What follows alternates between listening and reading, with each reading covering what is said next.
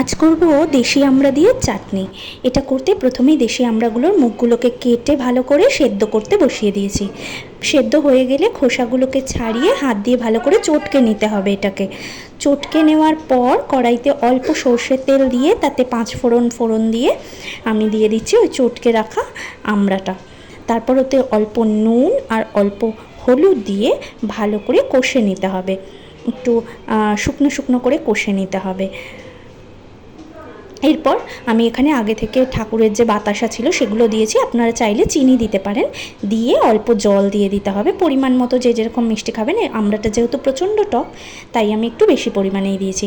তারপর ভালো করে জাল দিতে হবে। জাল দিয়ে একটু শুকনো শুকনো আঠালো হয়ে এলে ব্যাস, তাহলেই আমার চাটনি রেডি। তবে যারা চান আমসত্ত্বর মতো ওরকম করতে চাইছেন তারা কিন্তু আর একটু জাল দিয়ে শুকনো করে পাতলা করে থালায় দিলেই কিন্তু সেটা